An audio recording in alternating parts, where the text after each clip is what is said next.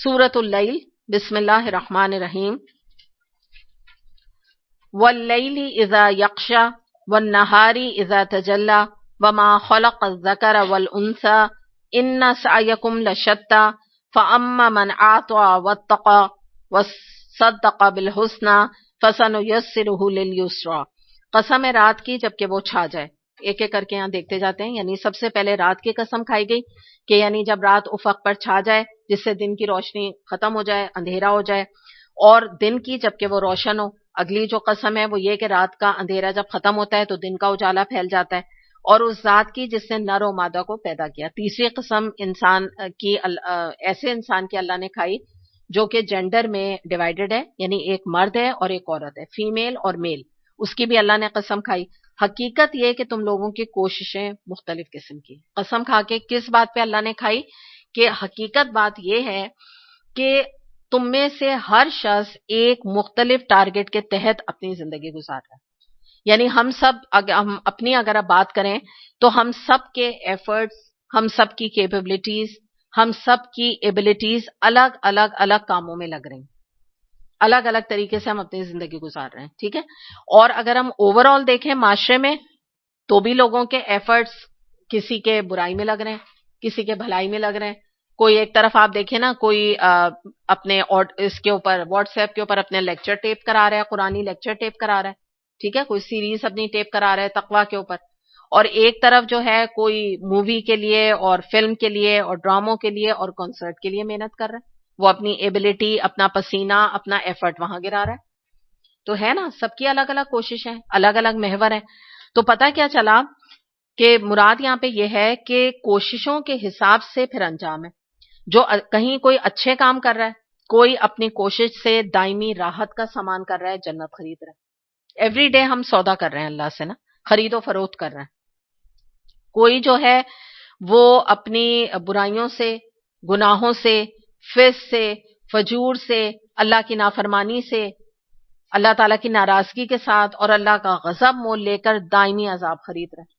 Every day ہمارا وہاں پہ آپ سمجھ لیا تو جنت میں ایک پودا اور جنت میں ایک گھر بن رہا ہے، اور یا جہنم میں اللہ معاف کرے کسی کا گھر اور اس کا مقام بن رہا ہے۔ گھر کیا ہے وہ تو آپ نے ابھی سن ہی لیا ہے کہ وہ چاروں طرف سے ان کو بند کر دیا جائے گا، کوئی الگ سے تو سیکشن ہوگا نہیں، سبھی گھس کے وہاں موجود ہوں گے۔ پھر اس کے بعد دیکھیں دنیا میں لوگ جو ہیں وہ کوئی دعا دے رہا ہوتا ہے کسی کو، کوئی بد دعا دے رہا ہوتا ہے، یہ بھی ایٹیٹیوڈز ہیں، آپ کو نظر آئیں گے۔ کوئی ساری کوشش دین کے نفاذ کے لیے لگا رہا ہے، کھپا رہا ہے۔ کچھ لوگوں کو آپ دیکھیں گے وہ دین کو گرانے میں اپنی ساری کوششیں لگا رہے ہوتے ہیں۔ اور دین کو گرانا دیکھیں ضروری نہیں ہوتا کہ آ کے مدرسے کے اوپر بم پھینک دیا یا مدرسے کو آ کے کلہاڑی مار کے گرانے لگے۔ گرانے کی کیفیت یہ بھی ہوتی ہے کہ اسی کے پیرالل کوئی اللہ کی نافرمانی کا کام انسان شروع کر دے، کوئی بھی کسی چیز کو بھی فروغ دے دے، چاہے وہ کوئی خراب لباس ہے، چاہے کوئی ایڈ ہے، چاہے کوئی فلم ہے، چاہے کوئی کانسرٹ ہے، کوئی بھی گناہ کا کام، کوئی بھی ایسی چیز کو جاری کر دے جو کہ عین اللہ کی مرضی کے خلاف ہو، تو یہ بھی دین گرانے کے مترادف ہے، برابر ہے اس کے۔ پھر یہ کہ آپ دیکھیں کہ کوئی امن کی کوشش کر رہا ہے، کوئی جو یہ ہوتا ہے نا کرپشن ہے، اور جس کو کہتے ہیں کہ حرام کا پیسہ ہے، سود ہے، کوئی وہ لے رہا ہے، اور کوئی رشوت کا بازار گرم کر کے بیٹھا ہے، اور ایک طرف آپ دیکھیں کوئی ہے جو کرپشن کو ختم کر رہا ہے، کوئی ہے جو کہ رشوت کو برا سمجھ رہا ہے، ایمانداری کے ساتھ اپنی زندگی گزار رہا ہے، کوئی ہے جو کم تو ہے مگر حلال کما رہا ہے۔ تو پھر آپ دیکھیں کوئی کسی کا حق مار رہا ہے اور کوئی کسی کو حق دے رہا ہے، ایسے بھی آپ کو لوگ ملیں گے۔ اس طرح سے دنیا میں کوئی لوگ دوسروں پہ ظلم کر رہے ہیں اور کوئی جو ظالم کے خلاف ان کی مظلوموں کی دادرسی کر رہے ہیں۔ تو اس طرح سے ہر ایک کا جب کوششیں فرق ہیں تو ویسے ہی ان کا انجام بھی فرق ہے، اس کا ذکر یہاں کیا گیا۔ اس کے بعد پہ بتایا جا رہا ہے کہ تو جس نے راہ خدا میں مال دیا اور اللہ کی نافرمانی سے پرہیز کیا، یہ جو ابھی ہم نے دیکھا تھا یہاں پہ، فَأَمَّا مَنْ أَعْطَى وَاتَّقَى، تو پہلی بات آ رہی ہے آتا سے مراد یہ ہے کہ اللہ کی راہ میں مال خرچ کرنا اچھی نیت کے ساتھ، صرف اور صرف اللہ کی رضا کے لیے آخرت انویسٹمنٹ بینک میں مال جمع کرانا۔ کیونکہ یہ بات یاد رکھیے کہ جو کچھ انسان دنیا میں دکھاوے کے لیے اپنی شادی بیاہ میں پیسہ اڑاتا ہے یا لگاتا ہے، یا یہ کہ اپنے کپڑوں پہ ایکسٹرا آرڈنری پیسے خرچ کرتا ہے، اپنے گھر کی آسائش کے اوپر، آرائش کے اوپر پیسے لگاتا ہے، عیاشی میں پیسے لگاتا ہے، بڑی بڑی گاڑیاں خریدتا ہے دکھاوے کے لیے، تو یہ سب چیزیں تو یہیں رہ جائیں گی نا. آتا سے تو یہاں مراد یہ ہے کہ جس نے اللہ کی راہ میں مال دیا. تو جو انسان اپنی ذات پہ ختم کر رہا ہے، مال لگا لگا کے ختم کیے جا رہا ہے، وہ تو ویسے ہی ختم بھی ہو رہا ہے اور یہیں رہ جائے گا، ختم ہو جائے گا. جیسے ہے نا حدیث میں آتا ہے کہ تم نے جو کھانا کھایا وہ تم نے کھا پی کے ختم کر دیا، جو تم نے لباس پہنا وہ پہن کے بوسیدہ کر دیا، اور جو مال تم نے اوپر آگے اللہ کے پاس بھجوا دیا وہی باقی رہنے والا ہے. تو یہی والی بات یہاں پر بتائی گئی ہے. تو بتایا کہ یہ ایک ایسے انسان کے کوالٹیز بتائی جا رہی ہیں کہ جو نمبر 1 اللہ کی راہ میں مال دیتا ہے. دوسری بات کیا ہے؟ وَاتَّقَى. وَاتَّقَى، تقوی سے مراد کیا ہے کہ اس نے تقوی اختیار کیا. تقوی کیا ہے؟ اپنے آپ کو برائیوں سے بچایا. وہ بھلائی اور برائی کے درمیان تمیز کرتا ہے، وہ جانتا ہے، اور بہت سی برائیوں کے اوپر قادر ہوتے ہوئے بھی نہیں کرتا.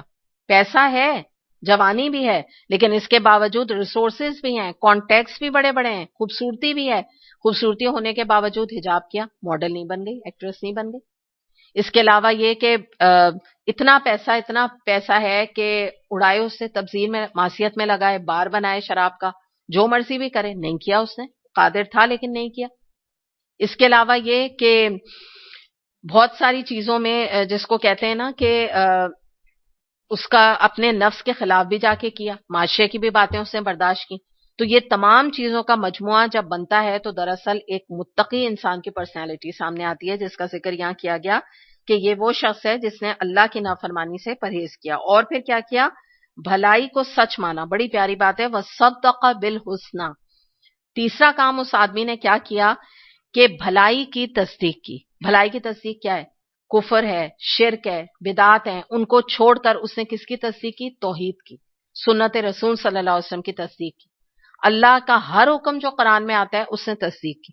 میرا دل گواہی دیتا ہے، اللہ نے کہا بس یہی بات صحیح ہے.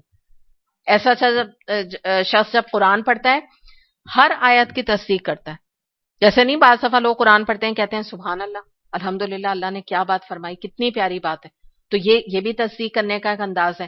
تو یاد کریں کہ جب انسان قرآن پڑھ کے تصدیق کرتا ہے آیات کی دل سے، یعنی اللہ کو ضرورت نہیں ہے کہ آپ تصدیق کریں، آپ کہیں کہ ہاں میں مانتا ہوں اللہ آپ نے جو فرمایا، لیکن کیا ہوتا ہے دل گواہی دیتا ہے سمعنا وَأَطَعْنَا، اللہ تعالیٰ ہم نے سنا، ہم تو اطاعت کریں گے. بڑی پیاری بات ہے، بڑی اچھی بات آپ نے کہی، بالکل درست آپ نے فرمایا. یہ جو کیفیت دل کی ہوتی ہے نا، تو یہ ہدایت پانے کا پہلا سٹیپ ہوتا ہے. یہ جو یہاں آ رہا ہے نا وَصَدَّقَ بِالْحُسْنَى، اس کے بارے میں آتا ہے. علماء کا کہنا یہ ہے کہ یہاں پہ مراد جو ہے ابو بکر رضی اللہ عنہ کی مثال بہت اچھی ثابت ہوتی ہے کہ انہوں نے سب سے پہلے نبی کریم صلی اللہ علیہ وسلم نے جب دین کا پیغام دیا تھا تو انہوں نے کیا کیا تھا؟ وَصَدَّقَ بِالْحُسْنَى. تبھی ان کو ابو بکر صدیق بھی کہا جاتا ہے. ایک تو سچے بھی تھے وہ، اور دوسرے انہوں نے ویریفائی بھی کیا تھا، آپ کی بات کو موقت بھی کیا تھا، نبی کریم صلی اللہ علیہ وسلم کی بات کو. اس کے بعد آپ دیکھیے ایک اور مثال آپ دیکھ لیجئے کہ ابو طالب کے بارے میں آتا ہے کہ ان کا آخری وقت تھا. نبی کریم صلی اللہ علیہ وسلم ان کو آخری وقت تک کلمہ پڑھانے کی تلقین کرتے رہے، لیکن انہوں نے اپنی قوم کی طرف دیکھا اور انہوں نے کہا کہ نہیں، یہ تو اگر میں نے اس وقت اپنے جو ہے نبی کریم صلی اللہ علیہ وسلم، 2 میرے رشتہ دار ہیں، میں نے ان کی بات مان لی تو میں تو اپنی قوم میں بہت ہی بے عزت ہو جاؤں گا، میری تو ویلیو ختم ہو جائے گی. تو انہوں نے پوری بڑے بڑے سرداروں کی طرف ایک نظر ڈالی اور اس کے بعد کہا کہ عبد المطلب کے دین پر میں جان دیتا ہوں. ٹھیک ہے، تو اس طرح سے دیکھیں کہ انہوں نے کیا کیا، ایسے لوگوں نے کہ لوگوں کے ڈر سے تصدیق بالحسنہ نہیں کی. پھر ایک اور ہمیں مطعم بن عدی کے بارے میں آتا ہے، نبی کریم صلی اللہ علیہ وسلم کے زمانے میں ایک شخص تھا یہ، اور اس کے بارے میں کہتے ہیں ویسے اوور آل نیک تھا، یعنی جیسے تھے نا منافق تھے، کفار تھے، آپ کو تنگ کرتے تھے، پریشان کرتے تھے، یہ تنگ وغیرہ نہیں کرتا تھا، ویسے ہی نیک تھا، سخی بھی تھا، بڑا مال دیتا تھا غریبوں کے لیے. لیکن اس نے بھی مرتے دم تک یہ جو میں بات بتا رہی ہوں نا، حسنہ کی بھلائی کی تصدیق نہیں کی، حق کی تصدیق نہیں کی. تو یہ بھی وہ جس کو کہتے ہیں نا کہ نصیبوں والوں کو یہ چیز ملتی ہے. تو یہاں پر اگر ہم سم اپ کریں تو ہمیں پتہ چلتا ہے کہ یہاں جو ذکر کیا جا رہا ہے تصدیق کرنے کا وہ کیا ہے، یا ہم اگر اب اپنی بات یہاں پر کر رہے ہیں کہ ہمارے لیے کیا بات ہے کہ سب سے پہلے ہم ایمان لا کے کلمہ پڑھ کر ہم توحید کی تصدیق کرتے ہیں، اور ہمیں کرنا چاہیے. اس کے بعد جو ہے نا انسان قرآن پڑھے اور قرآن کے بہترین پہلوؤں کی تصدیق کرے. اس کے علاوہ دل سے جو ہے وہ اللہ کی بات کے اوپر ایمان لائے اور اس کی تصدیق کرے. تصدیق بالقلب جس کو کہتے ہیں نا، یہ ایمان کا ایک حصہ ہے. اس کے بعد جو اگلی بات یہاں پر آ رہی ہے، فَسَنُيَسِّرُهُ لِلْيُسْرَىٰ، ہم اس کو آسان راستے کے لیے سہولت دیں گے. یسرا کا مطلب ہوتا ہے نیکی بھی ہوتا ہے، آسانی بھی ہوتی ہے. تو اب یہاں پہ بتایا یہ جا رہا ہے کہ یہ جو ہم نے پہلے بھی لاسٹ ویک بھی اس کے اوپر آسانی کے اوپر کافی لمبی ہم نے بات کی تھی. تو اس کو ہم یہ دیکھتے ہیں سورہ نحل کی آیت نمبر 97 میں آتا ہے کہ جو شخص نیک عمل کرے گا، خواہ وہ مرد ہو یا مومن، مرد ہو یا عورت ہو، اور وہ بشرط ہے کہ وہ مومن ہو، تو ہم اسے اچھی زندگی بسر کروائیں گے. یہ اللہ کا وعدہ ہے. تو اب یہاں پر ہم یہ دیکھ لیتے ہیں کہ کیا جو یہ بات آ رہی ہے نا کہ ہم اسے آسان راستے کی سہولت دیں گے، مراد کیا ہے کہ جب انسان جو ہے، یاد رکھیے گا، یہ 3 سٹیپ کو کراس کرے گا. ٹھیک ہے، 3 سٹیپس ہیں. یہاں سے دیکھنا شروع کیجئے. سب سے پہلے کیا ہے؟ آتو، نمبر 1 آپ لکھ لیجئے اس کو. پھر کیا ہے؟ واتقوا. ٹھیک ہے. پھر کیا ہے؟ وصدق بالحسنى. اچھی بات کیا ہے؟ اچھی بات کی اس نے تصدیق کی، قرآن ہے، اللہ کی بات ہے، نبی کریم صلی اللہ علیہ وسلم کی بات ہے، اور اس کو آپ الیبریٹ کر لیں، کھول لیں. تو یہ جب سٹیپس کو وہ ایک طرح سے سکسیسفلی گزر جائے گا، 3 گھاٹیاں ہیں یہ. عقبہ یاد ہے ہم نے جو بات کی تھی، فکو عقبہ، 3 یہ گھاٹیاں ہیں. ان تینوں کو وہ عبور کر لے گا تو اس کے بعد پھر کیا ہوتا ہے کہ اللہ تعالیٰ وعدہ کر رہے ہیں کہ پھر میں تمہارے لیے دین کے راستے پہ چلنے پر سہولت پیدا کر دوں گا. یعنی کیا ہوگا؟ یہ پہلے تو انسان نے یہ فیصلہ کر لیا کہ وہ بھلائی کی تصدیق کرے گا نا. تو اب کیا ہوگا کہ مثال کے طور پہ اب ایسے شخص کے لیے گناہ کرنا مشکل ہو جائے گا، نیکی کرنا آسان ہو جائے گا. حرام مال دیکھ کر وہ اسے نفع کا سودا نہیں سمجھے گا، سود کو دیکھ کے وہ خوش نہیں ہوگا، بلکہ وہ کیا سمجھے گا؟ یہ آگ کا ایک انگارہ ہے جو میرے ہاتھ میں آنے والا ہے. اس کے بعد زنا کے مواقع، ایڈلٹری کے مواقع، ڈیٹنگ کے مواقع، عورت اور مرد کا ملاپ کے کوئی مواقع، کوئی ایسے صحبت، کوئی ایسی اپارچونٹیز، کوئی ایسی جگہیں وغیرہ اس کو پتہ لگیں گی، یا اس کو اپارچونٹی ملے گی، کوئی انویٹیشن آئے گا، دعوت آئے گی، تو وہ اس کو گولڈن اپارچونٹی یا پلیجر کا باعث سمجھ کے اس کو قبول نہیں کرے گا، بلکہ کیا ہوگا؟ وہ جہنم کا گڑھا سمجھ کے اس سے بھاگے گا، فوراً ادھر سے دور ہو جائے گا. پھر کیا ہوگا؟ نماز جب تک نہیں پڑھ لے گا اسے چین نہیں ملے گا. مزید کیا ہے؟ زکوٰۃ وہ دل کی ارادے کے ساتھ، اللہ کی رضا کی خاطر دل کی رضا کے ساتھ دے گا کہ بھئی اس کا نفس پاک ہو جائے، اس کا مال پاک ہو جائے. اس کو جرمانہ سمجھ کے نہیں دے گا. صدقہ جاریہ کے معاملات میں پیسہ لگا کر، اپنا وقت لگا کر وہ اپنے آخرت کو سنوارنے کی فکر کرے گا. تو ان تمام چیزوں کو دشوار گھاٹی بھی اگر آپ پیچھے سے اس کو ایسوسیٹ کریں تو یہ ہیں. اور دوسرے یہاں یہ بھی پتہ چل رہا ہے کہ اللہ تعالیٰ ایسے لوگوں کے لیے ان کا راستہ جو ہے آگے زندگی کا آسان کر دیتے ہیں جب وہ یہ گھاٹیوں کو کراس کرتے ہیں. جب تک اگر ان میں سے کہیں اٹک گیا، وہ مثال کے طور پہ پہلے سٹیپ پہ آتا میں اٹک گیا، آگے نہیں بڑھا، بتقوا میں اٹک گیا، تصدیق نہیں کی، کہیں پر بھی سٹیپ رہ گیا، تو پھر وہ جو ہے نا اللہ اس کو آسان راستے کی سہولت نہیں دے. ورنہ کیا ہے؟ یہ اللہ کا وعدہ ہے. تو پھر ہمیں کیوں ڈر ہے؟ آپ دیکھیں نا، جب کوئی عورتیں حجاب شروع کرتی ہیں وہ ڈرتی رہتی ہیں، پتہ نہیں کیا ہوگا، ہسبینڈ چھوڑ دیں گے، معاشرہ یہ کہے گا، بچوں کی شادی نہیں ہوگی. کیا ڈر ہے؟ اللہ تعالیٰ تو وعدہ کر رہے ہیں ہم تمہیں آسان راستے کی سہولت دیں گے، ہم تمہارے لیے آسانیاں پیدا کریں گے. کوئی سود چھوڑتا ہے وہ یہی ڈرتا رہتا ہے میرے تو پیسے کم ہو جائیں گے، میں غریب ہو جاؤں گا، میں روڈ پہ آ جاؤں گا. نہیں ہوگا ایسا انشاءاللہ. یہ اللہ کا وعدہ ہے. تم نیک کام کرو، پھر دیکھو اللہ تمہاری کیسے مدد کرتا ہے. کوئی لڑکیاں جو ہوتی ہیں مثال کے طور پہ کوئی اپنی عزت کو سنبھال کے رکھتی ہیں، کہتی ہیں دیکھو فلاں تو ڈیٹ پہ جاتی ہے، فلاں یہ کرتی ہے، تو یہ اس کو کوئی لڑکا مل جائے گا، مجھے کیسے ملے گا؟ میں تو اتنی پاکیزہ زندگی گزارتی ہوں، میں تو گھر میں بیٹھی رہتی ہوں، میرا کہاں سے رشتہ آئے گا، میری کہاں شادی ہوگی؟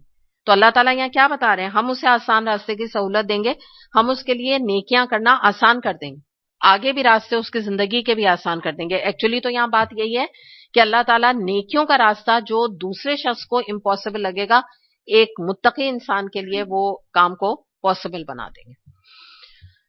پھر اس کے بعد اگلی جو بات آ رہی ہے اس کو دیکھ لیتے ہیں، آیت نمبر 8 اور 9.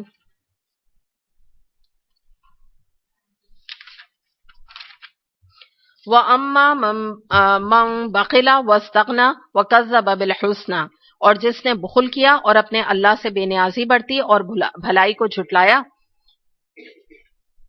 آگے بھی دیکھ لیتے, یہ پورا کر لیتے ہیں ورنہ بات سمجھ نہیں آئے گی. فَسَنُيَسِّرُهُ لِلْعُسْرَىٰ وَمَا يُغْنِي عَنْهُ مَالُهُ إِذَا تَرَدَّىٰ, اس کو ہم سخت راستے کے لیے سہولت دیں گے اور اس کا مال آخر اس کے کس کام آئے گا جبکہ وہ ہلاک ہو جائے. اب ذکر کیا جا رہا ہے بخل کا. اب ایک اور پرسنالٹی کے بارے میں بات کی جا رہی ہے. ایک آدمی ہے, اس کے بارے میں اللہ تعالیٰ فرما رہے ہیں اب ایک اور مثال سے سمجھو کہ ایک آدمی ہے جو کہ بخل کرتا ہے. بخل کیسا؟ ایک تو کنجوسی آپ سمجھتے ہیں, مال کو نہ خرچ کرنا, لیکن معاملہ اس کا کیا ہے, ایک تو آدمی ہوتا ہے وہ اپنے خود فقیر بنا رہتا ہے نا, اپنے اوپر خرچ نہیں کرتا. یہاں پہ مراد یہ ہے کہ یہ اپنی ذات پر, اپنی عیش و آرام پر, اپنی دلچسپیوں پر, اپنی تفریح پر تو دل کھول کے مال لٹاتا ہے, لیکن اللہ کے دین کے کام کے لیے, اللہ کی سربلندی کے کام کے لیے, کوئی غریبوں کے کام کے لیے ایک پیسہ ایک دمڑی نہیں نکلتا. ریا اور نمود کے لیے خوب پیسے نکلتے ہیں. تو اس کا ذکر یہاں پہ کیا جا رہا ہے کہ سارے فائدے جو ہے وہ اپنے ذات سے وہ وابستہ رکھتا ہے, یعنی اپنے ذات کو فائدہ پہنچانے کے لیے اس کو کتنا ہی پیسہ کیوں نہ لگانا پڑے وہ خوب اس میں لگاتا ہے. اور پھر کیا کرتا ہے کہ اپنے خدا سے بے نیازی بڑھتی اور بھلائی کو جھٹلایا. یہ بالکل اپوزٹ ہے نا, وَكَذَّبَ بِالْحُسْنَىٰ, اس نے بھلائی کو جھٹلا دیا, اس نے تصدیق کی تھی, اس نے جھٹلا دیا. سیکنڈ بات ہے وَاسْتَغْنَىٰ. وَاسْتَغْنَىٰ سے مراد کیا ہے کہ اللہ سے بے نیازی برت رہا ہے, یعنی اس کو تو دنیا سے بے نیاز ہونا چاہیے تھا نا. ہمیں تو حکم حدیث میں اور قرآن میں کیا ہے کہ دنیا سے بے نیازی برتو اور اللہ سے لو لگاؤ.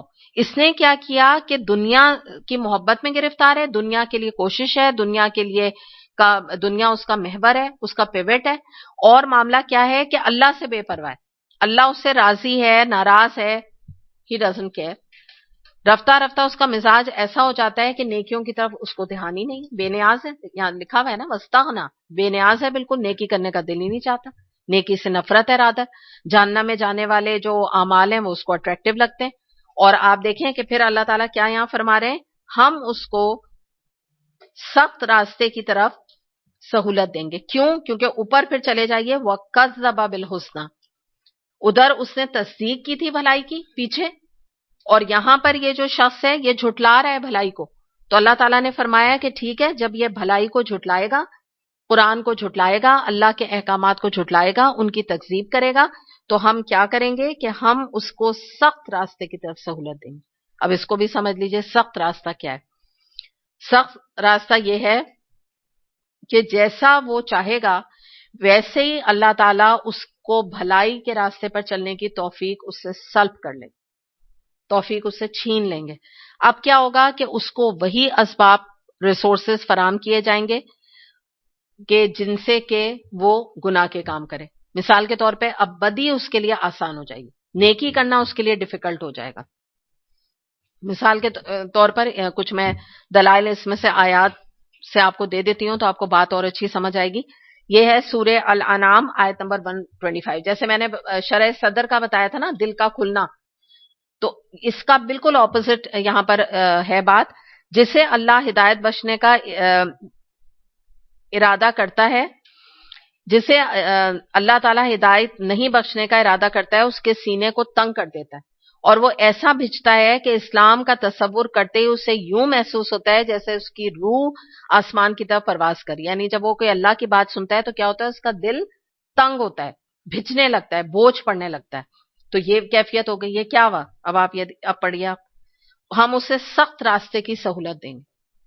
ٹھیک ہے, اگلی بات کیا ہے, یہ ہے سورہ البقرہ آیت نمبر 46. بے شک نماز ایک مشکل کام ہے مگر فرمانبردار بندوں کے لیے نہیں. اب مشکل کام کس کے لیے بن جائے گا؟ جو تصدیق, جس نے جھٹلا دیا حسنہ کو. ٹھیک ہے, پھر آتا ہے ایک اور سورہ توبہ آیت نمبر 54.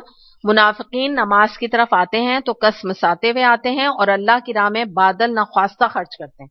نہ ان کا نماز پڑھنے کا دل چاہے گا, نہ اللہ کی راہ میں خرچ کرنے کا دل چاہے گا. یہ کیفیت ہو جائے گی. یہ سخت راستہ ان کو لگے گا, ہر چیز سخت لگ رہی ہے, نماز بھی مشکل لگ رہی ہے, اللہ کی راہ میں دینا بھی مشکل لگ رہا ہے. اب اس کے بعد پھر آپ دیکھیں سورہ توبہ آیت نمبر 98. اس میں آتا ہے کہ ان میں سے ایسے لوگ موجود ہیں جو راہ خدا میں کچھ خرچ کرتے ہیں تو اس کو اپنے اوپر زبردستی کی چٹی, یا جس کو آپ کہتے ہیں جرمانہ سمجھتے ہیں. اب اللہ کی راہ میں اگر ایک مال بھی دے گا تو کیا کہے گا, جیسے میرے اوپر کیا مصیبت آ گئی, کہ مجھے اللہ کی راہ میں اور دے گا بھی زبردستی، کہیں سے نکلوا لیا کسی نے تو دے دیا، ورنہ دے گا بھی نہیں. تو یہ وہ راستہ ہے جس کا ذکر کیا جا رہا ہے. اور اسرا جو ہے یہاں پہ تنگی کہی گئی ہے، اور تنگی سے مراد کیا ہے؟ ہر کفر اور معصیت اور نافرمانی کا کام ایسے انسان کے لیے آسان ہو جاتا ہے. اور اس کے بارے میں ایک حدیث سے بات کو بالکل جو بات ابھی یہاں پہ کی جا رہی ہے اس کو سمجھ لیجئے. ترمذی میں یہ حدیث آتی ہے، نبی کریم صلی اللہ علیہ وسلم نے فرمایا کہ ہر شخص کا ٹھکانہ لکھا ہوا ہے، یعنی دوزخ بھی اس کے لیے لکھی ہوئی ہے، جنت بھی اس کے لیے لکھی گئی ہے. صحابہ کرام نے عرض کیا پھر ہم اسی پر بھروسہ نہ کر لیں؟ یعنی عمل کی پھر کیا ضرورت ہے جب ہمارے لیے جنت اور دوزخ لکھی جا چکی؟ آپ صلی اللہ علیہ وسلم نے فرمایا کہ نہیں، بلکہ عمل کرتے رہو. جنت میں جانے والوں کو نیک اعمال آسان کر دیے جاتے ہیں اللہ کی طرف سے، اور دوزخ میں جانے والوں کو ان کے بد عمل، ان کے گناہ آسان ہو جاتے ہیں. پھر نبی کریم صلی اللہ علیہ وسلم نے اس حدیث کی تائید میں یہ آیتیں پڑھی، یہ جو یہاں پر آ رہی ہیں نا شروع میں، فَأَمَّا مَنْ أَعْطَى وَاتَّقَى سے لے کر، اور یہ جو آیتیں ابھی ہم نے تلاوت کی ہیں نا، فَسَنُيَسِّرُهُ لِلْيُسْرَىٰ، تو یہ تمام آیتیں آپ نے پڑھی. یعنی آپ نے یہ بتایا کہ جو جیسی عمل کرتا ہے، جیسی کوششیں اس کی ہوتی ہیں، ویسی راستہ اس کے لیے آسان ہو جاتا ہے. ایک اور صحیح بخاری میں بھی اسی طرح کی حدیث ہے، اس کو بھی ہم دیکھ لیتے ہیں کہ آپ صلی اللہ علیہ وسلم نے فرمایا کہ تم عمل کرو، ہر شخص جس کام کے لیے پیدا کیا وہ اس کے لیے آسان کر دیا جاتا ہے.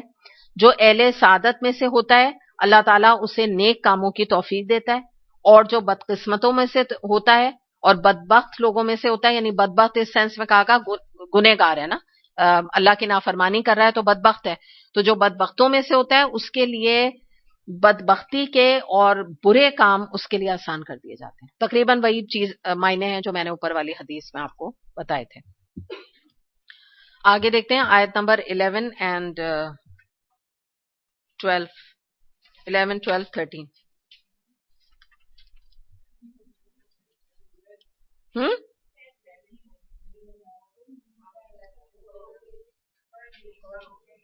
11 ابھی میں نے تفسیر نہیں کی نا، ہاں تو اسی وہیں سے شروع کر رہی ہوں نا. اب 11 سے جوڑوں گی آگے کی آیت کو، تلاوت کی تھی ابھی مگر آگے سے جوڑوں گی. وما یغنی عنہ مالہ اذا تردی، اور اس کا مال آخر اس کے کس کام آئے گا جبکہ وہ ہلاک ہو جائے. آیت نمبر 12 انا علینا للہدی وانا لنا للآخرۃ والاولی، بے شک راستہ بتانا ہمارے ذمہ ہے، در حقیقت آخرت اور دنیا دونوں کے ہم ہی مالک ہیں. اب جو یہ بات ہے یہاں پر ذکر کیا جا رہا ہے آیت نمبر 11 میں کہ اس کا مال آخر اس کے کس کام آئے گا جبکہ وہ ہلاک ہو جائے. یعنی مراد یہ ہے کہ تم جو اس مال کو اڑاتے ہو، اب پیچھے کی آیت میں آ جائیں، پچھلی آیات اور پچھلی سورے میں بھی جو بات آئی تھی نا کہ یہ اڑاتا ہے مال، ڈھیروں مال اڑا دیتا ہے. تو وہی بات یہاں پہ آ رہی ہے کہ اللہ تعالیٰ فرما رہے ہیں کہ جب یہ موت ایک دفعہ واقع ہو جائے گی تو یہ قبر کے گھڑے میں گرے گا، اس کے بعد قیامت میں جہنم میں گرایا جائے گا. تو نہ قبر کے گھڑے میں اس کو کوئی مال یا اس کا نفع دے گا، اور نہ آخرت میں جب نیک کام کر کے، کوئی صدقات کر کے، کوئی اللہ کی راہ میں خرچ کر کے. ابھی ہم نے پیچھے وہ دشوار گزار گھاٹی پڑی تھی نا، تو اس میں کیا تھا؟ مطربہ، مسکین کو کھانا کھلانا، کسی کو چھڑا لینا جیل سے، ہم نے بات کی تھی. ویسے تو غلام کا ذکر تھا. تو اس طرح کی جو نیکیاں وہاں نہیں کر کے لایا ہوگا تو اب کیا ہوگا؟ یہ جو مصیبت کا وقت ہوگا اور جہنم میں جا کے گرے گا، قبر میں جا کے گرے گا، تو اب کیا لے کر آیا اپنے ساتھ؟ کیا مال لے کر آیا؟ اب دیکھیں نا، پیچھے تو ہم نے دیکھا تھا وَآتَى، اس نے تو جس نے مال دیا اس نے تو بڑا اچھا کیا، مال لگا دیا اللہ کی راہ میں. یہ وہ شخص ہے جو سارا مال جو ہے وہ دنیا میں کھپا کر آ گیا. جہاں پیسے آئے اچھی سی گاڑی لے لو، جہاں پیسے آئے اچھا سا گھر لے لو، جہاں پیسے آئے اچھے سے کپڑے بنا لو. جہاں کہیں کوئی دل میں ذرا سا خیال بھی آتا تھا چلو غریب کے لیے کوئی صدقہ نکال دو، غریب کی کوئی مدد کر دو، تو اپنا نفس اور اب اس کی خواہشات سامنے آ جاتی تھی، کبھی کچھ دیا ہی نہیں اللہ کی راہ میں. تو اللہ تعالیٰ بتا رہے ہیں کہ جب تم نے اتنی اپنی پونجی اور یہ سب کچھ تم نے دنیا میں کھپا دیا اور لگا لیا، تو اب کیا ہے کہ تمہارے قبر میں کیا لے کر آئے ہو؟ تو کیا ساتھ آیا؟ کیا تمہیں جو ہے نا اس نے وہ تمہارے کام آنے والا ہے وہ مال؟ کیونکہ تم نے کوئی مال ایسا لے کر نہیں آیا جو تم نے آخرت کے لیے جمع کرایا. تو یہی بات ہے کہ جو کچھ آپ یاد رکھیں آج ہم اللہ کے لیے لگا دیں گے، وہی دراصل اصل ہمارا مال ہے جو ہمیں آخرت میں ملے گا. اور وہ بھی ایسے وقت میں کہ جب کہ مال کا یعنی اجر ایسے وقت میں ملے گا جب ہم بڑے ضرورت مند ہوں گے. اور جو ہم نے اپنی ذاتوں پہ لگا دیا، اپنے بچوں کے لیے لگا دیا، اپنی گاڑیوں پہ، اپنے گھروں پہ، اپنی آرائش اور آسائش کے لیے لگا دیا، وہ تو سب یہیں ختم ہونے والا ہے. تو پتہ کیا چلا؟ اپنی تھوڑے سے نفس کی، آرائش کی، اور چلیں آپ اپنی نیڈز کی کوئی نہیں کہہ رہا، لیکن آرائش آسائش کی تو قربانی دے دینا، اور اس میں سے پیسہ نکال کے پھر اللہ کے لیے لگائیں. یاد رکھیں جب پیسہ اسراف میں لگے گا، تبذیر میں لگے گا، تو اللہ کی راہ میں نہیں لگے. سیدھی بات ہے. جو لوگ پیسے کو اڑاتے ہیں اور اپنے نفس کو خوش کرتے ہیں کہ ایسی شادی میں اپنے بیٹے کا کرنے والی ہوں کہ لوگ دیکھتے رہ جائیں، ایسی بیٹی کی جو ہے وہ ڈنر کھلانے والی ہوں کہ لوگ واہ واہ کرتے رہ جائیں. جب یہ اپروچ اور یہ سوچ ہوگی، یا ایسے کپڑے میں فلاں پارٹی میں پہنوں گی کہ کسی نے ایسے کپڑے نہ پہنے، یا میں کپڑے جو شادی میں بنا رہی ہوں تو وہ ₹1,00,000 کے تو میرے کپڑے ہیں تو دلہن کے تو 6 سے کم نہیں. تو یہ جو مقابلے بازی کی لیول پر انسان اپنی زندگی گزار رہا ہے، تو اللہ تعالیٰ فرما رہے ہیں تمہارے کوئی نہیں کام آنے والا. اور آپ یہ بتائیے کہ جو کوئی قبر میں دفن ہونے لگتا ہے، اس سے پہلے بیماری پتہ بھی چل جائے، کینسر ڈائگنوز بھی ہو جائے، 6 مہینے پہلے، 1 سال پہلے، ابھی تک تو ہم نے نہیں سنا کہ کوئی عورت کے ڈائگنوز ہونے کے بعد وہ اپنی بیٹی سے یہ کہے کہ میرے ڈائمنڈ کے تمام سیٹ اور روبی کے تمام سیٹ میرے قبر کے ساتھ دفن کر دینا. ابھی تک تو نہیں ہوا ہے ایسا؟ نہیں ہوا نا، کوئی بھی نہیں کہتا. 6 مہینے بھی اس کو زندگی کو رہ گیا ہوں، سال بھی رہ گیا ہو، کینسر بھی ڈائگنوز ہو، ڈاکٹر یہ بھی کہہ دیں، بتا بھی دیں ڈیٹ بھی، یہ 5 مہینے 4 مہینے کا ہے، کبھی بھی نہیں کہے گا. میں یہ نہیں کہتی بڑا نیک بن جاتا ہے، یہ بھی تو اب نہیں بنتے لوگ. میں نے تو ایسے ایسے بھی دیکھے ہیں کینسر ڈائگنوزڈ ہے پھر بھی وہی زندگی ہے. آپ کتنی، آپ کو پتا ہے ایکٹریس ہیں ہالی ووڈ، بالی ووڈ اور یہ یہاں کی بھی جتنی ہیں، ان میں سے اتنی عورتیں ایسی ہیں جن کو کہ ڈائگنوزڈ کینسر تھا پاسٹ میں، ٹھیک ہو گیا، جیسے ہی ٹھیک ہوا ہے دوبارہ وہی فلمیں، وہی گانے، وہی ناچ، دوبارہ وہی کر رہے. تو یہ میں نہیں کہہ رہی توفیق نہیں، لیکن ایسا بھی نہیں ہے کہ جو ہے نا وہ دفن کروا دے ساتھ میں مال. تو وہی بات اللہ تعالیٰ فرما رہے ہیں تمہارے کیا کام آئے گا؟ تم کروا بھی دو، چلو تم کروا دو ساتھ میں سیٹ ویٹ پیسے سب کچھ لگوا دو، لیکن تمہارے کام کوئی نہیں آئے گا. کام کیا آنا ہے؟ تمہارے اچھے اعمال آئیں گے نا. اور وہ اچھے اعمال میں کیا ہے؟ وہ کیا دیا تم نے اللہ کے ہاتھ پہ، آج کیا رکھ رہے ہو، کیا چیز اللہ کو دے رہے ہو. اور اس میں یاد رکھیے گا کہ غریبوں کی مدد تو آپ زکوٰۃ سے بھی کر دیتے ہیں، وہ تو مینڈیٹری ہے، وہ تو فرض ہے، وہ تو کرنے ہی کرنا ہے، اس کا تو بہت ہی سخت حساب کتاب ہے. لیکن بات کیا ہے کہ اللہ کے دین کی سربلندی کے لیے لوگوں کے پاس پیسہ نہیں نکلتا. اصل ہمارا ڈیلیما یا ہماری ٹریجڈی یا ہمارا مسئلہ یہ ہے، یہ ہمارا بہت بڑا پرابلم کہ ہم اگر پبلیکیشن ہو، کوئی کتابیں ہوں، ₹40 کی کتابیں، ₹20 کی کتابیں، کہتے ہیں اتنی مہنگی کتاب، یہ کتاب ہم لگائیں. یہ نہیں پتا ہے کہ یہی مال آپ جو یہاں لگا رہے ہیں یہ آپ کا انویسٹمنٹ ہے. آپ دیکھیں آج لوگ جو ہے وہ کیا کرتے ہیں، فلاں ٹاؤن ہے وہاں پہ پیسے انویسٹمنٹ کر دو، فلاں جو ہے وہ دبئی ہے وہاں پہ انویسٹمنٹ کر دو. جو امیر لوگ ہوتے ہیں ان کا کام ہی ہوتا ہے انویسٹمنٹس کرتے رہتے ہیں. کس لیے؟ کہ کل کو ان کو اس کا بہت بڑا پروفٹ ملے. تو یہ عقل نہیں ہے کہ آخرت کے پروفٹ کے لیے کوئی فکر ہی نہیں ہے. ایک ₹40 کی بکلیٹ نہیں نکلتی ہے، یا اللہ کے دین کے ادارے جو دینی ادارے ہوتے ہیں ان کے لیے پیسہ نہیں نکلتا لوگوں کو. تو یہ اسی کے بارے میں بتایا گیا کہ تم نے جو ہے تمہارا کوئی یہ مال کام نہیں آنے والا. اور ایک اور بات یاد رکھیے گا کہ جو انسان اللہ کے دین کی سربلندی کے لیے پیسہ لگاتا ہے، وہ چاہے بکلیٹ ہے، چاہے دینی اداروں میں پیسہ لگانا ہے، چاہے قرآن اسٹوڈنٹ کو اسپانسر کرنا ہے، چاہے مینٹیننس کے لیے لگانا ہے، چاہے رینٹ کے لیے لگانا ہے، چاہے بلڈنگ کے لیے لگانا ہے، یہ تمام کام صدقے جاری ہیں. مرنے کے بعد بھی اس کا اجر ملتا رہتا ہے. باقی آپ نے جو غریبوں کو کھانا کھلا دیا یا ان کو کپڑے پہنا دیا، جب تک وہ زندہ ہیں آپ کو ثواب ہے. جب وہ مر گئے، انہوں نے کپڑا پھاڑ دیا، بات ختم ہو گئی. کھانا کھا لیا، بات ختم ہو گئی. اتنا آپ کو ثواب مل گیا یقیناً، لیکن صدقہ جاریہ نہیں ہوتا. وہ جاری کیسے ہوگا؟ انسان ہی جاری نہیں، ٹھیک ہے نا. تو وہ نیکی جو ہے وہ والی ہوتی ہے. صدقہ جاریہ میں اللہ تعالیٰ نے قرآن میں اس کو ایک ٹرم بھی دی ہے، قرض حسنہ.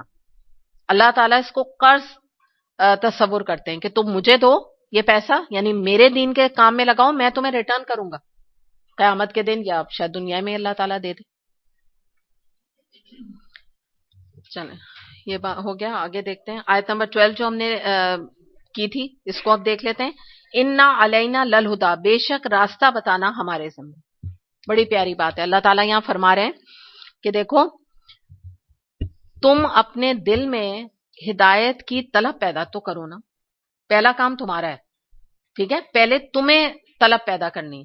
جب تم پیدا طلب کر لو گے تو بس پھر ہمارا کام ہے، ہم تمہیں ایسے بے خبر نہیں چھوڑ دیں گے. ہم تمہیں بتائیں گے کہ سیدھا رستہ کیا ہے، خیر و شر کیا ہے، نیکی بدی کیا ہے، حلال حرام کیا ہے، ہدایت گمراہی کیا ہے، کون سے کام فرما برداری کے ہیں، کون سے کام نافرمانی کے ہیں. کہاں سے بتائیں گے اللہ تعالیٰ؟ قرآن سے. کوئی مشکل کام ہے کیا؟ کوئی یہ تو نہیں ہے اللہ تعالیٰ کے کوئی لیٹرز آئیں گے، ہم بیٹھیں گے نعوذ باللہ انتظار کریں گے، اچھا اللہ تعالیٰ بتائیں گے کسی وقت. یہ نہیں مراد ہے. تو سمپل بات ہے، اللہ تعالیٰ کہہ رہے ہیں تم بس طلب پیدا کرو. ہم نے کتابیں بھی بھیج بھی چکے، اور اب ایونچولی بھی رسول صلی اللہ علیہ وسلم آ گئے، قرآن آ گیا. اب تمہیں ضرورت بھی نہیں، تم تورا نہ پڑھو کوئی بات نہیں، تم انجیل نہ پڑھو، زبور نہ پڑھو کوئی مسئلہ نہیں ہے. ان میں تھوڑی بہت ڈیویشن بھی ہو گئی ہیں. تم قرآن پڑھ لو بس، ایک کتاب ہے، تمہیں پوری گائیڈنس اس میں مل جائے گی. تو اللہ نے اس آیت کے حوالے سے، ویسے بھی قرآن میں آیات موجود ہیں، مگر یہاں پہ تو اللہ نے مکمل یہ ذمہ اپنا لے لیا، رسپانسبلٹی اٹھا لی ہے کہ جو ہدایت مانگے گا میں اسے ہدایت دوں گا. مگر اللہ دل کی تڑپ، پکار اور ہدایت کی کوشش کو اللہ جانتا ہے. اللہ جانتا بھی ہے، اور اللہ تعالیٰ کہہ بھی رہے ہیں کہ تم جو ہو نا بس کوشش کر لو، طلب پیدا کرو، کوشش بھی کرو ساتھ میں. باقی میرا کام ہے، میری ذمہ داری ہے، میں تمہیں انشاءاللہ بتاؤں گا. اور میں بتانے سے کیا، یہ اللہ ہی کی تو کتاب ہے نا، اللہ ہی ہمیں بتا رہا ہے. ہم جب بیٹھ کے اس کے اوپر اتنا الحمدللہ ٹائم لگاتے ہیں اور ہم بات کرتے ہیں تو کہ اپنی بات تھوڑی نہ کچھ ہوتی ہے، سب کچھ اللہ کی بات ہے. اللہ تعالیٰ ہمیں کیا بتا رہا ہے، ہمیں ہماری کاؤنسلنگ ہی تو کر رہے ہیں اللہ تعالیٰ یہاں. ہم سب کے جو دلوں میں ہمارے ایشوز ہیں، ہمارے ٹرائلز ہیں، ہمارے زخم ہیں، ہمارے مسئلے ہیں، ان کے اوپر مرہم کون رکھ رہا ہے؟ اللہ ہی تو رکھ رہا ہے. یہی اللہ تعالیٰ فرما رہے ہیں. آگے جو بات کی گئی آیت نمبر 13 میں جو ہم نے پڑھی تھی، اور در حقیقت آخرت اور دنیا دونوں کے ہم ہی مالک ہیں. وَإِنَّا لَنَا لَلْآخِرَةَ وَالْأُولَى. بات کیا ہے کہ اللہ تعالیٰ جو ہے، اللہ تعالیٰ نے بتایا تمہیں میری قدرت پتہ ہے، میں تو دنیا کا بھی مالک ہوں، آخرت کا بھی مالک ہوں. تو بات یہی ہے کہ تم جو بھی طلب کرو گے، یعنی اگر تم دنیا مانگتے ہو تو وہ بھی دینے والا میں ہی ہوں، اور اگر تم آخرت طلب کرتے ہو تو وہ بھی دینے والا میں ہی ہوں. ربنا آتنا فی الدنیا حسنۃ وفی الآخرۃ حسنۃ وقنا عذاب النار. تو کوئی مسئلہ نہیں ہے، تم دنیا مانگو، لیکن کتنی؟ جتنی بس ضرورت ہے. اس کو مقصد نہیں بناؤ. مقصد تمہارا کیا ہے؟ مقصد کیا ہے؟ آخرت ہے. اور دنیا کیا ہے؟ ضرورت کی تحت. ٹھیک ہے، کھاؤ پیو گے، یہ تو نہیں اللہ نے منع کیا کہ میں نہ کھاؤ پیو تو مر جاؤ، کپڑے اچھے نہ بناؤ، یہ تو نہیں منع کیا. کھاؤ پیو، اسراف نہ کرو، قرآن میں آتا ہے. تو یہی والی بات اللہ تعالیٰ فرما رہے ہیں کہ ان میں سے تمہیں اگر کسی کی طلب ہے، تم طالب ہو، تو تم مجھ سے ہی مانگو، کیونکہ دنیا بھی دینے پر میں قادر ہوں، آخرت بھی دینے پر میں قادر ہوں. ہاں یہ ضرور ہے کہ دنیا تو میں تمہیں دے دوں گا، لیکن آخرت تمہیں خود بنانی پڑے گی. دنیا تو پھر بھی میں دے دوں گا، تم دعا مانگو گے تو تمہارے رزق میں برکت بھی ہو سکتا ہے اللہ دے دے، لیکن آخرت تو تمہیں دیکھو تھوڑا ایفرٹ کرنا پڑے گا. یہ مراد ہے نا یہاں پہ. اور پھر اس کے بعد آپ دیکھیں یہ سورہ شورا آیت نمبر 20 میں آتا ہے کہ جو شخص ثواب دنیا کے ارادے سے کام کرے گا اس کو ہم دنیا ہی میں دے دیں گے، اور جو ثواب آخرت کے ارادے سے کام کرے گا اس کو ہم آخرت میں دے دیں گے. ایک اور اینگل نکلتا ہے اس آیت کا. اس سے کیا مراد ہے کہ جو دنیا کے لیے کھپتا ہے، دنیا کے لیے لگتا ہے، کہتا ہے اللہ تعالیٰ بس مجھے دنیا جو دینا ہے مجھے دنیا میں دے دے، بس مجھے دنیا ہی میں چاہیے اور دنیا ہی چاہیے. تو اللہ تعالیٰ فرما رہے ہیں کہ ہم پھر اسے دنیا ہی میں سارا معاملہ چکا دیتے ہیں. اور جو آخرت کا طلبگار ہوتا ہے تو اس کو تھوڑا ویٹ کرنا پڑتا ہے، اس کو تھوڑا انتظار کرنا پڑتا ہے، ڈیلیڈ گریٹیفیکیشن پر یقین کرنا پڑتا ہے کہ پھر جب وقت آئے گا تو ہم اسے آخرت بھی دے دیں گے. اور یاد رکھیں کہ جس کو اللہ آخرت دیتا ہے نا تو اس کو انعام کے طور پہ دنیا ویسی دے دیتا ہے. دنیا میں وہ کوئی فقیر نہیں بن جاتا. دنیا تو اسے برکت سے آخرت کے کام کرنے کی ملی جاتی ہے. آپ اللہ کی راہ میں لگیں، اللہ تھوڑی آپ کو چھوڑ دے گا. تو یہ انسان کی اپنی بے وقوفی ہے جس کی طرف اللہ تعالیٰ یہاں توجہ دلا رہے ہیں کہ اتنا بے وقوف انسان ہے کہ اللہ آخرت دنیا دونوں کا مالک ہے، اور پھر بھی وہ اللہ سے جو ہے وہ صرف اور صرف دنیا مانگتا رہتا ہے. دعائیں بھی ہماری دنیا کے لیے ہوتی ہیں. کوئی حج پہ جا رہا ہوتا ہے تو بھی دنیا مانگتے ہیں، خود بھی دعائیں کرتے ہیں تو دنیا مانگتے رہتے ہیں. اللہ نے منع تو نہیں کیا دنیا مانگے، ساتھ اصل آخرت بھی مانگے نا. آخرت کی کامیابی مانگیں، جنت مانگیں، اللہ تعالیٰ سے استغفار کریں، نیکیوں کی توفیق مانگیں، ہدایت مانگیں، اپنے بچوں کے لیے ہدایت مانگیں. بعض دفعہ مائیں جو ہیں وہ ہر وقت بچوں کو برا بھلا سب کچھ کہتی رہتی ہیں. ان سے کبھی پوچھو آپ نے دعا کی اپنے بچوں کے لیے؟ کہتی نہیں، وہ تو نہیں کی. تو ایسی مل جائے گی، ایسی ان کو جو ہدایت مل جائے گی. اور بلکہ جو سچی بات ہوتی ہے اپنے لیے نہیں کرتے. کہتے ہیں جب اللہ ہدایت دے گا تو ہمیں مل جائے گی. تو جب اللہ پہ ڈیپینڈنسی کر لی تو وہ ہدایت بھی نہیں مانگے گا. اور میں نے ابھی آپ کو تھوڑی دیر پہلے کیا بتایا, اس آیت سے پہلے اللہ نے کیا کہا تھا, تم طلب تو کرو نا, تم خواہش تو کرو, تم کوشش تو کرو, میں دوں گا, میں ذمہ اٹھا رہا ہوں, میں تمہیں بتاؤں گا راستہ. تو یہ والی نا یہ ایک راز ہے قرآن میں, ایسے اس ٹائپ کے مختلف آیات کی صورت میں پنہا ہیں جو کوئی قرآن پڑھے گا اسی پر یہ آشکارا ہوں گے. یہ ہر ایک نہیں اس تک پہنچ سکتا ہے. وہ اپنے ہی ایک پرسیپشن بنا کے زندگی گزارتے رہتے ہیں لوگ کہ میرا آئی تھنک سو, جب اللہ چاہے گا تو ہمیں ہدایت دے دے گا. تو why they think so, because انہوں نے اللہ کا کلام تو کھول کے دیکھتے نہیں, تو بس پھر اپنے ہی ازمپشنز پہ زندگی گزر رہی ہے.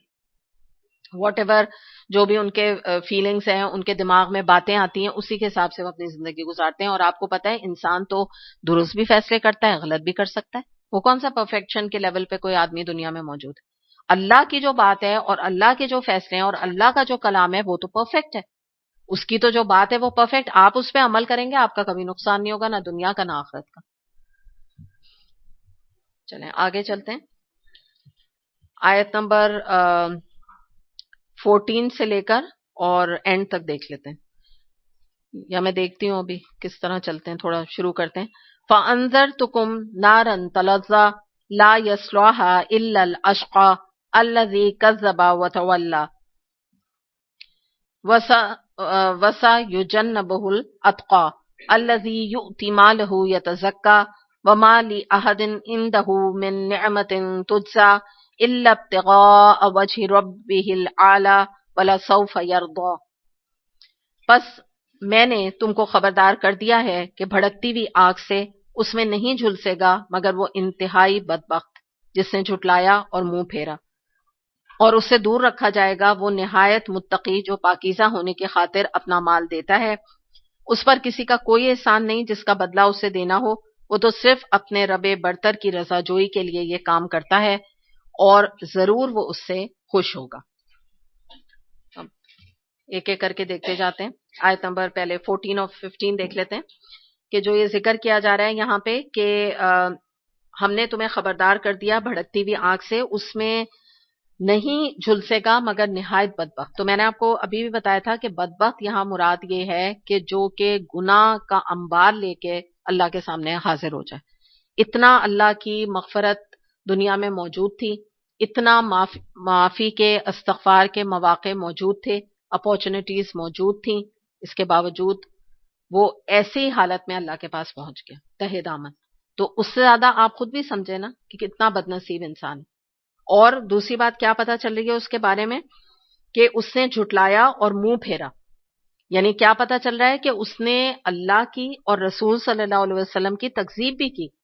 جھٹلانا کیا ہوتا ہے؟ اطاعت نہیں کی, اللہ کی بات کو کوئی ویلیو نہیں دی, کوئی اہمیت نہیں دی اس کو, اور منہ پھیرا.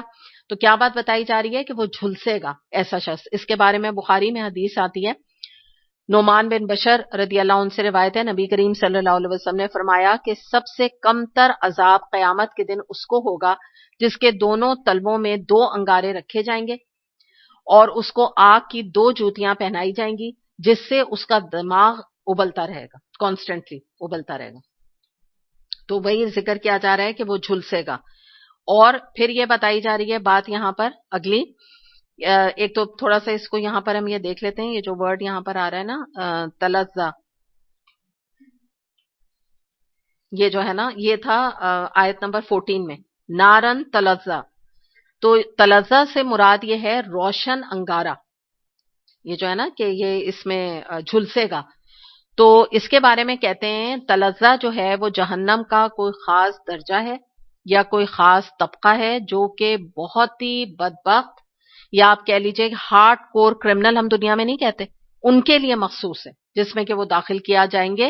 اور جو یہاں ذکر نہیں کیا جا رہا ہے کہ وہ نہیں جھلسے گا مگر انتہائی بدبخت, تو یعنی یہ بہت ہی گون کیس ہے, یہ ہارڈ کور کرمنل ہے. جیسے بعض دفعہ آپ دیکھیے کہ جیلوں میں جب اگر مختلف قسم کے قیدی ہوتے ہیں نا, تو اگر ان کا معائنہ کرایا جا رہا ہو, کسی کو ملایا جا رہا ہو, تو کیا کہتے ہیں, یہ بہت خطرناک قیدی ہیں, انہوں نے تو جیسے ہوتا ہے نا سیریل کلر, انہوں نے تو نہ جانے کتنے قتل کر کے یہاں پر آئے ہوئے ہیں. تو ان سے لوگ بھی ڈرتے ہیں نا کہ وہیں سے دور سے باہر جانے لگتے ہیں کہ نہیں انسپیکشن کرنے آئے ہیں جیسے نا, تو وہاں پہ ان کو کھول کے بھی نہیں دکھاتے کیونکہ وہ اتنے خطرناک ہوتے ہیں کہ وہ کچھ بھی کر سکتے ہیں نا، قتل بھی کر سکتے ہیں کسی کو. تو اسی کا ذکر یہاں کیا جا رہا ہے کہ اس کے اندر جو جائے گا، جو جھلسایا جائے گا، وہ بہت ہی اس نے گناہ کے کام کیے ہوں گے، ان کا ذکر یہاں پہ کیا جا رہا ہے. اور اس نے منہ بھی پھیرا. ایک اور اس کا معاملہ یہ تھا کہ اس نے کبھی کوئی اہمیت دی نہیں اللہ کی بات کو. دوسری بات کیا ہے کہ اس سے دور رکھا جائے گا. بالکل دوسرا بڑا ہی اچھا انجام بتایا جا رہا ہے، وہ جو نہایت متقی ہو اور جو کہ پاکیزہ ہونے کے خاطر اپنا مال دیتا ہو. تو یہاں پہ دوبارہ سے تقوی کا ذکر ہے، ابھی پہلے بھی ہم نے اس کے بارے میں پڑھا تھا. تو یہاں پہ اس کے بارے میں حدیث آتی ہے، نبی کریم صلی اللہ علیہ وسلم نے تقوی کے بارے میں فرمایا کہ تو جہاں کہیں بھی ہو اللہ سے ڈر اور برائی کے پیچھے نیکی کر، کیونکہ نیکی برائی کو مٹا دے گی. اسے ترمذی نے روایت کیا. یعنی کیا مراد ہے کہ تقوی والا انسان جو ہوتا ہے وہ جہاں بھی ہوتا ہے، یعنی تو جہاں بھی ہو تو کیا کر، اللہ سے ڈر. تو جس کے اندر تقوی ہوتا ہے، اللہ کا ڈر ہوتا ہے، وہ چاہے ایک شادی ہال میں ہو، میرج ہال میں ہو، تو بھی وہ اللہ سے ڈرتا ہے. اگر قرآن کی کلاس میں ہو تو بھی اللہ سے ڈرتا ہے. اگر امریکہ جاتا ہے تو بھی اللہ سے ڈرتا ہے. لوگ سوال کرتے ہیں کہ ہم امریکہ جا رہے ہیں تو کیا اسکارف پہننا ضروری ہے؟ ہم جو ہے لندن جا رہے ہیں تو کیا عبایا پہننا ضروری ہے، کوٹ پہننا ضروری ہے؟ تو ان سے کوئی یہ پوچھے کہ کیا اللہ جو ہے وہ جیسے ہی پلین یہاں سے کراس ہو جائے گا کراچی سے، پاکستان سے، اور دوسری باؤنڈریز شروع ہو جائیں گی، تو پھر وہاں کا کیا رب دیکھ نہیں رہا، یا وہاں کا کوئی اور رب ہے، یا بس اللہ تعالیٰ صرف ہمیں پاکستان میں دیکھ رہا ہے؟ اور سب سے زیادہ ہمیں اللہ تعالیٰ، آپ کو پتا ہے کہاں دیکھتا ہے؟ مدینے اور مکے میں. اصل میں تو وہاں دیکھتا ہے، کیونکہ جو لوگ عبایا اسکارف نہیں پہنتے وہ وہاں تو ضرور پہنتے ہیں. الحمدللہ میں تو کہتی ہوں اللہ کا شکر، میں تو اس پہ بھی نہیں کہتی، یہ کوئی مطلب بات نہیں ہے کہ ان کو پوائنٹ آؤٹ کرے. بھائی اللہ کا شکر، چلو پہنتے تو ہے نا، اللہ نے توفیق دی. لیکن میں آپ کو بتا رہی ہوں، میں نے بڑے بڑے لوگوں کو دیکھا ہے کہ جو یہاں شاید بہت ہی جس کو کہتے ہیں نا آبسین قسم کے کپڑے پہنتے ہیں، بے تکے کپڑے پہنتے ہیں، لیکن وہاں پہ وہ پہن لیتے ہیں. کیوں؟ پھر یہی بلیو ہے نا کہ یہیں اللہ دیکھ رہا ہے، کیونکہ سامنے کعبہ ہے اور سامنے روزہ ہے نبی کریم صلی اللہ علیہ وسلم کا، تو وہ بھی دیکھ رہے ہیں اور اللہ بھی دیکھ رہا ہے. تو یہاں تو بالکل اچھے بن جاؤ. اور ہم جب امریکہ میں جا رہے ہیں تو ادھر تو سارے انگریز ہیں، تو وہ بس انگریز ہی ہمیں دیکھ رہے ہیں اور تو کوئی دیکھ نہیں رہا. تو یہ جو سوچ ہے نا، اس کو ہمیں سمجھنے کی ضرورت ہے کہ یہاں جو یہ بات کی گئی کہ تو جہاں کہیں بھی ہو اللہ سے ڈر. اور ایک اور بڑی پیاری بات متقی انسان کی بتائی کہ اگر اس سے کوئی برائی ہوتی ہے تو اس کے پیچھے کیا لگا دیتا ہے؟ نیکی لگا دیتا ہے. یعنی ایک تو برائی آپ چھوڑتے ہیں، دوسرے کیا ہوتا ہے کہ بعض لوگوں کا یہ طریقہ ہوتا ہے کہ جیسے ان سے کوئی گناہ ہو جاتا ہے تو وہ کوئی صدقہ دے دیتے ہیں. حالانکہ اللہ نے نہیں یہ فرض کیا، یہ نہ سمجھیے گا کوئی یہ حدیث سے ثابت ہے یہ بات، لیکن وہ احتیاطاً کوئی نیکی کر دیتے ہیں. یا یہ کسی غریب کی مدد کر دی، یا اللہ کی راہ میں کوئی مال لگا دیا، یا انہوں نے روزہ رکھ لیا ویسے ہی کہ اللہ تعالیٰ میں کوئی ایک نیکی آپ کے لیے کر رہی ہوں. کوئی انہوں نے نوافل پڑھ لی. بہت ساری قسمیں ہیں نیکی کی. کوئی کسی کے ساتھ تعلقات خراب ہیں، قطع رحمی، انہوں نے کہا چلو میں اللہ کی خاطر میں اس سے جو ہے اپنے تعلقات درست کر لیتی ہوں کہ اللہ راضی ہو جائے، یہ مجھ سے گناہ فلاں ہو گیا تھا. تو یہ بڑا اچھا طریقہ ہے، یہ متقی کرے گا، حقیقت ہے. ورنہ تو عام لوگوں کا کیا ہے، معافی مانگ لیتے ہیں نا، کہتے ہیں اللہ تعالیٰ ٹھیک ہے سوری غلطی ہو گئی، اور وہ بھی جن کو نصیب ہو. یہ بھی اچھا سٹیج ہے. بعض تو جنہوں نے گناہ چھوڑنا ہی نہیں ہوتا تو ان کو تو معافی کی بھی توفیق نہیں. جو اگر آج بھی گناہ کر رہا ہے، آج بھی شراب پی رہا ہے، تو وہ اس نے فریج میں جب بوٹل رکھی ہے تو اس نے کل بھی پینا ہے، پھر اسے پرسوں بھی پینا ہے. تو وہ کیوں اللہ کے سجدے میں جا کے تہجد میں معافی مانگے گا کہ اللہ تعالیٰ مجھے معاف کر دے، میں شراب اب نہیں پیوں گا کبھی بھی. تو یہ سوچ لیں آپ، مختلف کیٹیگریز کے گناہ کرنے والے لوگ گنہگار موجود ہیں. نمبر 1 تو گون کیس ہیں، ان کو تو توفیق ہی نہیں، وہ تو گناہ کو گناہ ہی نہیں سمجھ رہے، لائف سٹائل چوائس کے طور پہ گناہ کر رہے ہیں. سیکنڈ سٹیج یہ کہ چلو معافی مانگ لی، ٹھیک ہے. ایک گنہگار ایسے ہیں اللہ سے استغفار کر لیا، معافی مانگ لیا، آئندہ کا عہد کر لیا اللہ تعالیٰ ہم نہیں کریں گے، یہ بھی اچھی سٹیج. یہ ایکسٹرا آرڈنری لوگ ہیں. یہ ایکسٹرا آرڈنری یہ کیا کرتے ہیں، معافی تو مانگی، اس کے پیچھے ایک اور نیکی لگا دیتے ہیں. کس لیے؟ اللہ خوش ہو جائے. جیسے ہوتا ہے نا کہ کوئی بچہ ہے، اس نے اپنی ماں کو فرض کر لیا ہرٹ کر دیا، ٹھیک ہے، کوئی اونچی آواز سے بات کر لیا، ویسے بہت پیار کرتا ہے اپنی ماں سے، اب غلطی ہو گئی نا تو کیا کیا، آ کے امی کو سوری کیا، اور اس کے بعد ان کے کمرے میں جا کے ان کا کوئی فیوریٹ پرفیوم، ان کو بکے پسند ہے تو بکے ایک سرپرائز کے طور پہ کمرے میں رکھ دیا. اب جب ماں وہاں جا کے پہلے تو معافی مانگی، ماں کا دل ویسے ہی بڑا ہوتا ہے، معاف کر دیا. اب جب کمرے میں جا کے دیکھا کہ ان کی پسند کا پرفیوم رکھا ہے یا بکے رکھا ہے اور اس میں لکھا ہے لو یو موم، تو کیا کیفیت ہوگی، ہے نا. یہ ایکسٹرا اس نے خوش کر دیا نا، ماں کو ایکسٹرا کر دیا، جو کہ اس کے پاس فرض نہیں تھا. ماں تو اس پہ بھی خوش ہو گئی تھی کہ بھئی معافی مانگ لی. تو یہ چیز بھی بہت بڑی چیز ہے جو ہمیں اپنی زندگی میں پیدا کرنے کی ضرورت ہے کہ اللہ کو جب ایک غلطی ہو گئی، اللہ کو ناراض کر دیا، تو اب اسے راضی بھی تو کرے نا. تو راضی کرنے کے بہت سارے طریقے ہوتے ہیں. اور ہم دنیا میں بھی تو لوگوں کو آپ دیکھیں نا، جیسے میں مثال دے رہی ہوں، ایسے لوگ ہسبینڈ کو بھی بعض دفعہ خوش کرنے کے لیے کہ بھئی کوئی تلخ کلامی ہو گئی، کوئی لڑائی ہو گئی، تو پھر بعد میں دوستی کرنے کے لیے اس طرح کی چیزیں کرتے ہیں، اچھی جو کہ بات ہے. تو پھر وائی ناٹ فار اللہ سبحانہ وتعالیٰ نا، اللہ کے لیے بھی ہم ایسی چیزیں کریں. کیونکہ دیکھیں آگے بات کیا آ رہی ہے ترمذی میں کہ نیکی برائی کو مٹا دے گی، یہ فائدہ ہوگا تمہیں اس کے کرنے کا. تو اس کا یہاں پر ذکر کیا گیا. اور دوسری بات جو بتائی گئی، یہ وہ شخص ہے جو پاکیزہ ہونے کی خاطر اپنا مال دیتا ہے. اب اس کا ہسٹوریکل بیک گراؤنڈ ہے جس کا ذکر یہاں کیا جا رہا ہے کہ وہ پاکیزہ ہونے کے لیے مال دیتا ہے. اس میں ویسے تو جنرلائز بھی کیا علماء نے اس آیت کو کہ ظاہر ہے وہ شخص ایک اور نیکی کیا کرتا ہے کہ اللہ کی راہ میں صدقات دیتا ہے تاکہ اس کا مال جو ہے وہ پاک ہو جائے اور وہ خود بھی، اس کا نفس بھی پاک ہو جائے. جب آپ اللہ کی راہ میں مال لگاتے ہیں تو کیا ہوتا ہے کہ آپ کا جو ہے جو روح ہے وہ بھی پاکیزہ ہوتی ہے، آپ کا مال بھی پاکیزہ ہوتا ہے. اور مزید کیا ہوتا ہے، جیسے مثال کے طور پہ یہ حدیث ہمیں ملتی ہے، نبی کریم صلی اللہ علیہ وسلم نے فرمایا صدقات اور خیرات دینے میں جلدی کیا کرو، اس لیے کہ صدقہ سے بلا اور مصیبت نہیں بڑھتی، یعنی صدقہ بلا اور مصیبت کو ٹالتا ہے.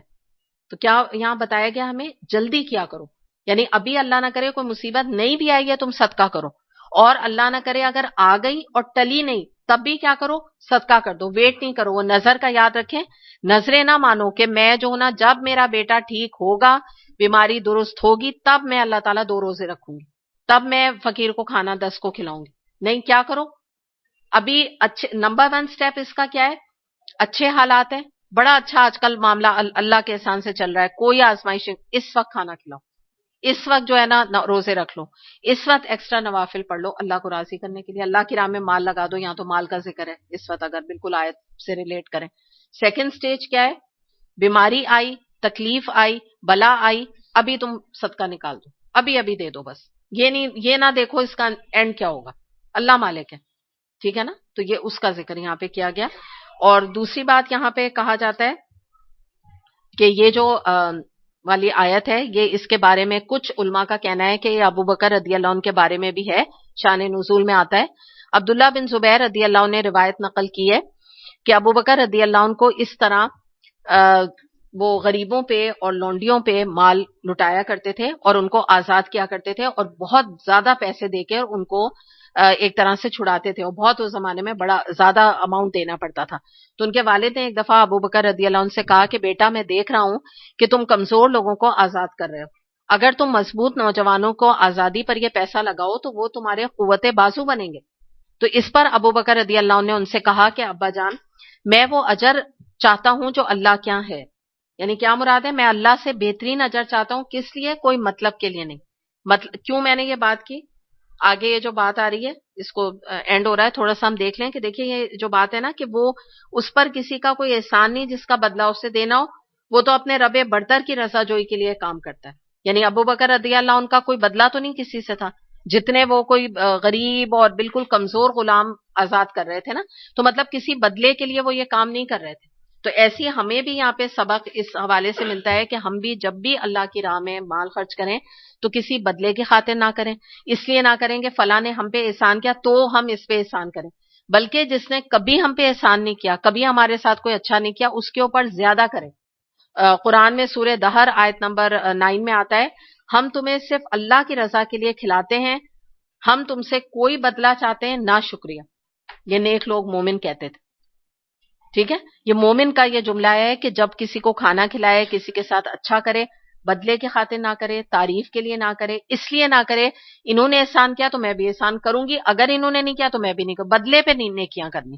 اس کا ذکر یہاں پہ کیا گیا اور بتایا گیا آگے کہ اللہ اس کو ضرور خوش کرے گا، یعنی مراد یہ کہ جو اللہ کو راضی کرے گا، جو اللہ کے مطابق اپنی زندگی کو گزارے گا، تو اللہ کیوں نہیں اس سے خوش ہوگا، اللہ بھی اسے راضی دے گا اور اسے اتنا دے گا کہ وہ شخص بھی راضی ہو جائے گا اللہ سے. تو چلیں آج اتنا ہی کرتے ہیں. وآخر دعوانا ان الحمدللہ رب العالمین. سبحانک اللہم و بحمدک، اشہد ان لا الہ الا انت، استغفرک و اتوب الیک. السلام علیکم و رحمۃ اللہ.